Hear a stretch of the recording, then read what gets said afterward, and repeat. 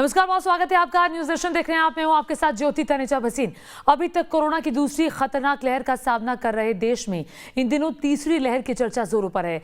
बीते कुछ हफ्तों से तीसरी लहर को कोई ज्यादा खतरनाक बता रहा है तो कोई दावा कर रहा है कि तीसरी लहर आएगी ही नहीं। इस बीच IIT दिल्ली की एक रिपोर्ट ने दिल्ली के लिए कोरोना की तीसरी लहर के कहर की चेतावनी दी है।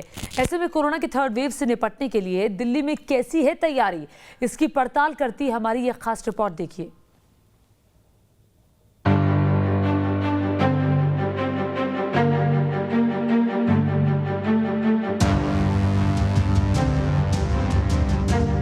मेरे ख्याल से 10-15 दिन में ये केसेस इतने कम हो जाएंगे कि हमको लगेगा महामारी खत्म हो गई है।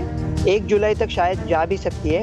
ये थर्ड वेव टोटली ऑप्शनल है। अभी जो अगर हम देखें जो ट्रेंड्स हैं उसके हिसाब से तो लोग यही कहते हैं कि सितंबर अक्टूबर तक जो है तीसरी लहर आ सकती है। देश में कोरोना की तीसरी लहर क्या वाकई खतरनाक होगी? इसको लेकर डॉक्टर और मेडिकल एक्सपर्ट्स के अलग अलग दावे हैं,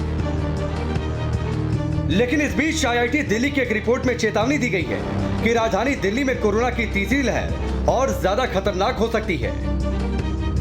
ये दूसरी लहर के मुकाबले 30 से 60% ज्यादा लोगों को अपनी चपेट में ले सकती है।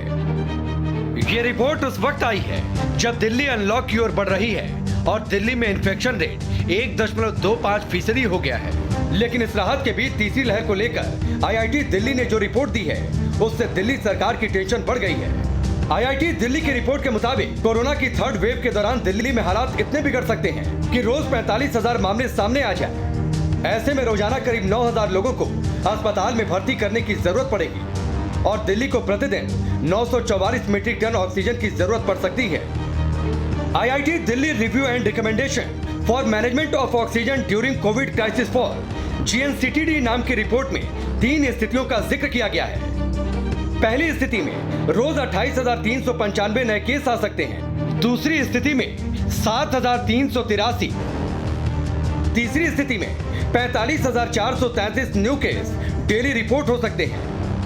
वहीं अगर हॉस्पिटलाइजेशन की बात करें तो पहली स्थिति में 5,659 संक्रमित रोज एडमिट हो सकते हैं, दूसरी स्थिति में 738 और तीसरी स्थिति में 9,086 मरीज रोज भर्ती हो सकते हैं। IIT के अलर्ट के मुताबिक तीसरी स्थिति दिल्ली के लिए बेहद खतरनाक साबित हो सकती है। दिल्ली की अगर बात करें तो फर्स्ट वेव में 9,000 की पीक आई थी, लेकिन दूसरी वेव में पीक कहाँ आई? 28,000 के आसपास। तो आप देख सकते हैं कि कितना गुना जो है बढ़कर के मामले सामने आए।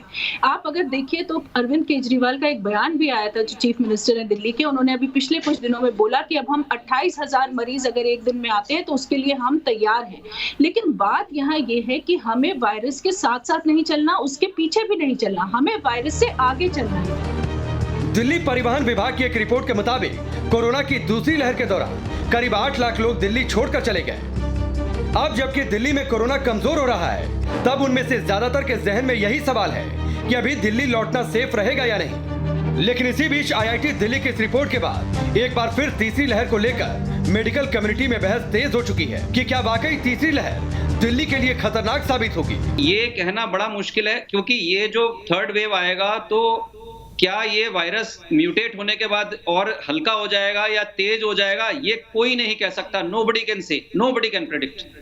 ठीक है, इवन क्या टाइमिंग होगी ये भी कोई भी प्रेडिक्ट नहीं कर सकता। But as we should be think that we should be aware कि आ सकता है, हो सकता है, and we should be fully prepared for that। Scientific तथ्य की बात करते हैं। ये डेटा अगर सीरो सर्वेलेंस के बेसिस पे होता कि इतने लोग संक्रमित हो चुके हैं, इतने बचे हैं, पहली चीज। रीइंफेक्शन रेट अगर आप इटली की रिपोर्ट देखें जिसमें 0.4, 0.3 वेरियस जगहों से रीइंफेक्शन रेट अगर आप पढ़ते और वेरिएंट का भी पढ़ते कि नए वेरिएंट की वजह से इतने लोगों में रीइंफेक्शन हो सकता है, तो शायद ये रिपोर्ट का तथ्य और सॉलिड होता और सकारात्मक होता। ये एक्सट्रापोलेशंस हैं।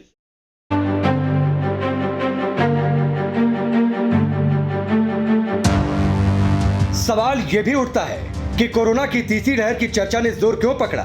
दरअसल केंद्र सरकार के प्रधान वैज्ञानिक सलाहकार के विजय राघवन ने एक प्रेस कॉन्फ्रेंस में कहा कि वायरस के प्रसार को देखते हुए यह तय है कि कोरोना की तीसरी लहर आएगी। उनके इस बयान के बाद से ही देश में कोरोना की तीसरी लहर की चर्चा ने जोर पकड़ लिया और देश भर में तीसरी लहर से लड़ने की तैयारी शुरू हो गई। बीते कुछ हफ्तों में मेडिकल एक्सपर्ट्स कई बार तीसरी लहर के आने और इसके पहले से भी ज्यादा खतरनाक होने की आशंका जता चुके हैं। हालांकि विशेषज्ञ अब तक की महामारी के आधार पर अनुमान लगा रहे हैं कि एक लहर से दूसरी लहर के बीच करीब 3 से 5 महीनों का अंतर देखने को मिला है। दिल्ली एम्स के सबसे बड़े डॉक्टर रणदीप गुलेरिया के मुताबिक सितंबर-अक्टूबर के आसपास तीसरी लहर का सामना देश को करना पड़ सकता है। वहीं कुछ विशेषज्ञ ये भी दावा कर रहे हैं कि जरूरी नहीं कि तीसरी लहर आ ही जाए। अभी जो अगर हम देखें जो ट्रेंड्स हैं उसके हिसाब से तो लोग यही कहते हैं कि सितंबर अक्टूबर तक जो है तीसरी लहर आ सकती है, लेकिन ये जैसे मैंने पहले कहा हम सब पे निर्भर करता है कि हम इसको रोकें और कैसे रोकें। और अगर हम जो हमने पहली और दूसरी वेव के बीच में गलतियां की थी वो ना करें तो हम अगली वाली वेव को रोक पाएंगे, डिले कर पाएंगे और उसमें ज़्यादा केसेस नहीं होने देंगे। इसलिए ये बहुत ज़रूरी है कि हमने जो पिछले 1-1.5 साल में सीखा है कि कोविड अप्रोप्रिएट बिहेवियर होना चाहिए। जहाँ पर भी केसेस ज़्यादा बढ़े वहाँ पे सर्वेलेंस करें, वहाँ कंटेनमेंट करें, टेस्टिंग, ट्रीटिंग और ट्रैकिंग करें। और साथ साथ हम सब लोगों में ये रिस्पॉन्सिबिलिटी हो कि हमें कोविड अप्रोप्रिएट बिहेवियर निभाना है, वायरस को फैलने नहीं देना है, भीड़ इकट्ठी नहीं करनी है, इस टाइप के फंक्शंस नहीं करने जो सुपर स्प्रेडिंग इवेंट्स बन सकते हैं। अगर ये सब चीज़ें हम करेंगे तो हम तीसरी लहर को रोक पाएंगे या उसको ज्यादा बढ़ने नहीं देंगे। मेरा ये मानना है कि तीसरी लहर ऑप्शनल है। देखो 2020 में जो लोग को पहली लहर में कोरोना हुआ था, जो कोरोना से संक्रमित हुए थे, वो लोग ये दूसरी लहर में गंभीर तरह से सीरियसली सिक नहीं हो रहे। अगर वो होते तो न्यूज पे हम लोग कोहराम मचा देते। इसका मतलब ये है कि नैसर्गिक रूप से आपको जो प्रतिकार शक्ति प्रदान होती है वो म्यूटेशन के खिलाफ चलती है, 1 साल से ज्यादा चलती है, अच्छी चलती है। हालांकि विशेषज्ञों का यह भी मानना है कि अगर लोग बचाव के तरीके अपनाएं और कोविड प्रोटोकॉल का गंभीरता से पालन करें तब संभव है कि तीसरी लहर के खतरे को रोका जा सकता है या फिर इसके कहर को कम किया जा सकता है। दिल्ली में तीसरी लहर में हाहाकार ना मचे, इसके लिए दिल्ली सरकार फिलहाल बड़े पैमाने पर तैयारियों में जुटी है। दिल्ली सरकार हर जिले में ऑक्सीजन कॉन्सेंट्रेटर बैंक बना रही है जहां से जरूरतमंद लोगों को सप्लाई की जाएगी। दिल्ली में जब कोरोना की दूसरी लहर आई तो फिर दिल्ली वालों को बहुत सी परेशानियों का सामना करना पड़ा। आलम यह था कि ऑक्सीजन कंसंट्रेटर नहीं मिल रहे थे, ऑक्सीजन सिलेंडर नहीं मिल रहे थे। इसी को देखते हुए सबक लिया है दिल्ली सरकार ने और तीसरी लहर के लिए तैयारियां अभी से शुरू कर दी हैं। आप देख सकते हैं ऑक्सीजन कंसंट्रेटर जो आपको नजर आ रहे हैं और ये तो जो टीम काम कर रही है, ये एक बैंक बनाया गया है ऑक्सीजन कंसंट्रेटर के लिए, यानी कि यहाँ पर 200 हर डिस्ट्रिक्ट में जो है वो रखे जाते हैं ऑक्सीजन कंसंट्रेटर और टीम बाकायदा काम करती है। जब उन्हें अप्रोच किया जाता है कि हमें ऑक्सीजन कंसंट्रेटर की ज़रूरत है तो यहाँ से ऑक्सीजन कंसंट्रेटर भिजवाया जाता है। ये ऑक्सीजन कंसंट्रेटर जो है वो मुफ्त में दिया जाता है दिल्ली सरकार की तरफ से। इसी तरीके से दिल्ली सरकार ने बेड्स बढ़ाने पर भी जोर दिया है। अभी जो है वो तकरीबन 30,000 के आसपास जो है वो बेड्स बनाने के इस महीने बन जाएंगे, पूरी तरीके से तैयार हो जाएंगे। और जो यहाँ पर आप देख सकते हैं स्थिति कि ज़्यादा से ज़्यादा, क्योंकि कहा गया है कि 40,000 बेड्स जो हैं वो बढ़ाए जाएं, उसको देखते हुए ये पूरी व्यवस्था यहाँ पर की गई है। दिल्ली अनलॉक होने की राह पर है। लॉकडाउन खुलने की वजह से केस बढ़ने की आशंका है। कोरोना की दूसरी लहर में दिल्ली समेत पूरे भारत में स्वास्थ्य सुविधाओं का भयंकर अभाव सामने आया। ऑक्सीजन और बेड नहीं मिलने के कारण हजारों कोरोना संक्रमितों की जान चली गई। इस कारण केंद्र के साथ साथ दिल्ली सरकार की जमकर किरकिरी हुई। अब दिल्ली सरकार तीसरी लहर में ऐसे वाकये दोहराने नहीं देना चाहती है।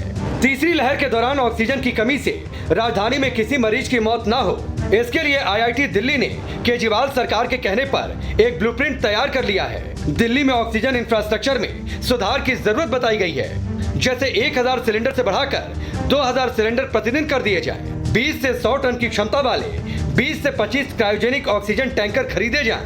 हर हाल में ऑक्सीजन ऑडिट कराया जाए। दूसरी लहर में दिल्ली को ऑक्सीजन संकट से गुजरना पड़ा था, लेकिन अब तीसरी लहर से निपटने के लिए IIT के सुझावों को लेकर दिल्ली सरकार की क्या तैयारी है, आइए वो भी जान लेते हैं।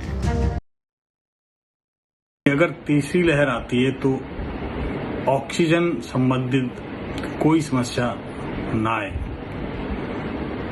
इसके अंदर सभी हॉस्पिटल से स्वास्थ्य विभाग उनके आज की प्रेजेंट इंफ्रास्ट्रक्चर, ऑक्सीजन का मोड और उनकी मैक्सिमम कैपेसिटी रिक्वायरमेंट जो ऑक्सीजन की है उसकी पूरी सूची बना चुके हैं और अगले 15 दिनों के अंदर मुझे उम्मीद है कि दिल्ली सरकार के सभी हॉस्पिटल के अंदर, ऑलमोस्ट हर हॉस्पिटल के अंदर 3 तरह से ऑक्सीजन की उपलब्धता की शुरुआत या तो हो चुकी है या अगले 15 दिनों में हो जाएगी। एक तो सभी बड़े हॉस्पिटल के अंदर जो लिक्विड मेडिकल ऑक्सीजन टैंक हैं, क्रायोजेनिक टैंक हैं और स्टोरेज टैंक हैं, ये कोशिश की जा रही है कि सभी हॉस्पिटल में उनकी कैपेसिटी और साथ में नियर बाई कुछ हॉस्पिटल को या दिल्ली में कुछ हॉस्पिटल को अगर सप्लाई की जरूरत पड़े तो वहां से उपलब्ध कराई जा सके। इस मामले में दिल्ली हाईकोर्ट के जस्टिस विपिन सांघी और जस्टिस जसमीत सिंह की पीठ ने 4 सप्ताह के भीतर दिल्ली सरकार से आईआईटी दिल्ली की तरफ से की गई सिफारिशों के आधार पर कौन से कदम उठाए जा सकते हैं, इसको लेकर टाइमलाइन के साथ डिटेल रिपोर्ट मांगी है। अगर तीसरी वेव आती है और बच्चे ज्यादा शिकार होते हैं तो उस स्थिति में कैसे काम करना है, इसके लिए भी दिल्ली में तैयारी हो रही है और दिल्ली के कुछ अस्पतालों में अभी से नर्सिंग स्टाफ की खास ट्रेनिंग शुरू हो गई है। Rajiv Gandhi super speciality hospital, GTB और चाचा नेहरू बाल चिकित्सालय जैसे अस्पतालों में नर्सिंग स्टाफ को ट्रेनिंग दी जाने लगी है। बच्चों को किस तरह ट्रीट करना है, किस स्थिति में कैसे बच्चों को इलाज देना है, अगर बच्चों के पेरेंट्स बोर्ड में नहीं आ सकते तो उस स्थिति में बच्चे को कैसे संभालना है। बच्चों के लिए अलग से टेम्पररी कोविड सेंटर बनाने की भी खबरें आ रही हैं, क्योंकि बच्चों को अकेले नहीं छोड़ा जा सकता। इसीलिए जरूरी है कि इस तरह का सेंटर तैयार किया जाए जहां पेरेंट्स भी बच्चों के साथ रह सके। दिल्ली में कोविड बेड से लेकर ऑक्सीजन और दवा की पर्याप्त आपूर्ति तक चौतरफा तैयारियां हो रही हैं। मुख्यमंत्री केजरीवाल का दावा है कि दिल्ली में 40,000 ऑक्सीजन बेड और 10,000 आईसीयू बेड तैयार करने का टारगेट है। जीटीबी अस्पताल में 500 आईसीयू बेड तैयार कर लिए गए हैं। जीटीबी अस्पताल के अलावा रामलीला मैदान में भी 500 आईसीयू बेड तैयार किए गए हैं जो एलएनजेपी अस्पताल से अटैच होंगे। इसके अलावा करीब 10,000 ट्रेंड पैरामेडिकल वॉलंटियर भी तैयार किए जाएंगे ताकि जरूरत पड़ने पर उन्हें दिल्ली में कहीं भी तैनात किया जा सके। इन तैयारियों के बीच कुछ मेडिकल एक्सपर्ट्स का यह भी कहना है कि राजधानी दिल्ली की ज्यादातर आबादी के कोरोना संक्रमित होने के बाद लोगों के शरीर में वायरस के खिलाफ एंटीबॉडी डेवलप हो गई है। इससे लोगों में इम्यूनिटी 5 से लेकर 7 महीने तक रहेगी। इस हार्ड इम्यूनिटी से लोगों का आगे कोरोना संक्रमण से बचाव होगा, लेकिन कोरोना को परास्त करने का सबसे कारगर हथियार वैक्सीनेशन है। विशेषज्ञों का मानना है कि वैक्सीनेशन तीसरी लहर को कम घातक बना सकता है। एक्सपर्ट्स के मुताबिक संक्रमण की लहरें आमतौर पर 3 से 5 महीने में आती हैं और जो लोग अगले 6 महीनों में वैक्सीनेशन नहीं करवाते हैं वो कोरोना के लिए सबसे सेंसिटिव होंगे। दिल्ली की बात करें तो यहाँ अब तक करीब 53 लाख लोगों को कोरोना वैक्सीन लग चुकी है। इनमें से करीब 12 लाख लोग ऐसे हैं जिन्हें वैक्सीन की दोनों डोज लग चुकी है। मेडिकल एक्सपर्ट्स का मानना है कि अगर कोरोना के ज्यादा खतरनाक वेरिएंट नहीं आते हैं तो वैक्सीनेशन करवा चुके लोगों को 2 से 3 साल तक सुरक्षा मिलेगी। लेकिन एक बड़ा सवाल ये भी है कि अगर तीसरी लहर आती है तो बिना वैक्सीन बच्चों को कैसे बचाएंगे। मेरा ये मानना है कि अगर हम कोरोना की बात करें तो वायरस ने 1.5 साल में नए वेरिएंट्स भी आए हैं, लेकिन बच्चों में कोई उसमें चेंज नहीं आया। तो आगे जाके भी ये ऐसा लगता नहीं कि बच्चों में ज़्यादा सीरियस इलनेस होगी। और जैसे जैसे ये वैक्सीन ट्रायल हो रहे हैं बच्चों में, जैसे जैसे ये अप्रूवल आएगा, सितंबर तक आ जाना चाहिए, तो मेरा ये मानना है कि फिर हम बच्चों में भी वैक्सीनेट कर पाएंगे और उनको भी फिर कुछ हद तक प्रोटेक्शन मिल पाएगी। फिलहाल दिल्ली के सामने तीसरी लहर से निपटने का बड़ा चैलेंज है। दिल्ली में वैक्सीनेशन की रफ्तार बढ़ने के साथ ही हर्ड इम्यूनिटी भी बढ़ेगी। ऐसे में मेडिकल एक्सपर्ट्स का मानना है कि अगर तीसरी लहर आती भी है तो बेदम साबित होगी और अगर तीसरी लहर नहीं भी आई तो इस हेल्थ सेक्टर की सेहत काफी हद तक सुधर जाएगी। Team news nation.